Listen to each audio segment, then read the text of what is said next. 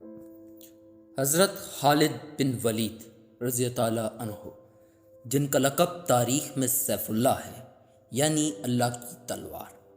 آپ کے اسلام قبول کرنے کے بعد کوئی ایسی جنگ نہیں تھی جن میں آپ رضی اللہ عنہ نے حصہ نہ لیا ہو اور اپنی جنگی مہارت کا لوہا نہ منوایا ہو، لیکن اسلام قبول کرنے سے پہلے آپ کی اسلام کے ساتھ دشمنی بھی انتہا پر تھی۔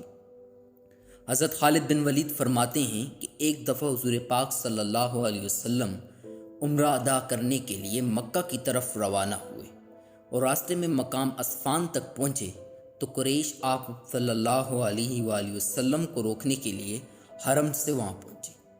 میں نے ایک روز دیکھا کہ نبی پاک صلی اللہ علیہ وسلم صحابہ کرام کے ساتھ نماز ادا کر رہے ہیں، لیکن میں نے بہت چاہا کہ ان پر حملہ کروں، انہیں نقصان پہنچاؤں، لیکن نہیں پہنچا سکا۔ حضرت خالد بن ولید خود کہتے ہیں کہ میں ان پر حملہ نہ کر سکا، میں سمجھ گیا تھا کہ اللہ تعالیٰ ان کی خود حفاظت کر رہے ہیں، لہٰذا میں اپنے ساتھیوں کو لے کر دائیں جانب مڑ گیا۔ حضرت خالد بن ولید کے قبول اسلام کے پورے واقعے کے راوی جناب یحییٰ ہیں، جنہوں نے یہ واقعہ اپنے والد حضرت مغیرہ بن عبد الرحمن سے سنا۔ حضرت خالد بن ولید رضی اللہ عنہ بتاتے ہیں کہ ابھی وہ سوچ میں ہی تھے کہ حضور اقدس صلی اللہ علیہ وسلم عمرۃ القضاء کے لیے مکہ تشریف لائے، اور میں یہ منظر اپنی آنکھوں سے نہیں دیکھنا چاہتا تھا، لہٰذا اس لیے میں کہیں جا کر چھپ گیا۔ میرا بھائی ابو الولید بھی حضور پاک صلی اللہ علیہ وآلہ وسلم کے ہمراہ مکہ میں آیا ہوا تھا اور میری تلاش میں تھا، اور مجھے نہ پا کر میری طرف ایک خط بھیجا جس کا لب و لباب یہ تھا کہ نبی پاک صلی اللہ علیہ وسلم نے تجھے یاد فرمایا ہے۔ آپ صلی اللہ علیہ وسلم نے آپ کے لیے فرمایا ہے، خالد بن ولید عقل و کمال اور جامع شرف و جلال ہے، وہ ان لوگوں میں سے نہیں جس پر اسلام محفی رہے، اگر مسلمان ہو جائے اور اپنی شجاعت کو مسلمانوں کے اتفاق سے مشرکین پر ظاہر کرے تو یقیناً اس کے لیے بہتر ہوگا، اور ہم اس پر دوسروں کو ترجیح نہ دیں گے۔ اے بھائی، جلدی کرو، اس دولت کو حاصل کرو، یعنی اسلام۔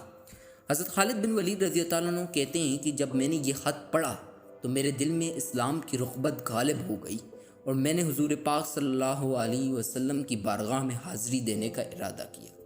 میں صفوان، امیہ اور عقر بن ابو جہل سے میں نے ملاقات کی اور ان کو سیدھے راستے پر چلنے کی دعوت دی، لیکن انہوں نے ٹھکرا دی۔ جب میں ان کی طرف سے نا امید ہوا تو راستے میں عثمان بن طلحہ دکھائی دیے۔ عثمان بن طلحہ نے میری درخواست قبول کر لی، چنانچہ دونوں مدینہ منورہ پہنچنے تو ہمیں عمرو بن الخاص وہاں ملے۔ انہوں نے ہم سے ہمارے حالات دریافت کیے، ہماری آمد کے بارے میں سوال کیا۔ ہم نے ان کو صورتحال سے آگاہ کیا۔ انہوں نے کہا کہ میں بھی اسی کام کے لیے حبشہ سے آیا ہوں۔ پس ہم سب مل کر مدینہ منورہ میں رہنے لگے۔ حضور پاک صلی اللہ علیہ وسلم کو ہماری آمد کی اطلاع ہو گئی اور صحابہ کرام نے فرمایا، یقیناً مکہ مکرمہ نے اپنی جگر گوشوں کو ہماری طرف پھینک دیا ہے۔ حضرت خالد بن ولید رضی اللہ عنہ فرماتے ہیں کہ جب مدینہ منورہ میں آئے تو میں نے سفر کا لباس کو عمدہ اور صاف کپڑوں سے تبدیل کیا اور پھر نبی کریم صلی اللہ علیہ وآلہ وسلم کی بارگاہ اقدس میں حاضری دینے کے لیے چل پڑے۔ راستے میں مجھے میرا بھائی ابو الولید ملے اور کہا، جلدی چلو، کیونکہ تمہارے آنے کی خبر نبی پاک صلی اللہ علیہ وسلم کو ہو گئی ہے اور وہ بہت خوش ہیں اور ملاقات کے منتظر ہیں۔ میں بھائی کی بات سے سننے سے تیز چلنے لگا، یہاں تک کہ بارگاہ رسالت میں پہنچ گیا۔ جب میری حضرت محمد صلی اللہ علیہ وسلم کی نگاہ مبارک مجھ پر پڑی تو انتہائی خوش ہوئے۔ آپ صلی اللہ علیہ وسلم مسکراہٹ فرما رہے تھے۔ میں نے کہا، السلام علیکم۔ آپ صلی اللہ علیہ وسلم بہت خندہ پچھانی سے جواب دیا کہ میں نے کہا، میں گواہی دیتا ہوں اللہ تعالیٰ کے سوا کوئی محبوب نہیں، اور آپ صلی اللہ علیہ وسلم اللہ تعالیٰ کے آخری رسول ہیں، اور میرے اسلام لانے پر حضور پاک صلی اللہ علیہ وسلم بہت خوش ہوئے اور میرے حق میں دعا فرمائی۔ اگر آپ کو ہماری اسی طرح واقعات کی ویڈیوز دیکھنی ہیں تو ہمارے چینل کو سبسکرائب کریں تاکہ ہماری ہر آنے والی ویڈیو آپ کو مل سکے۔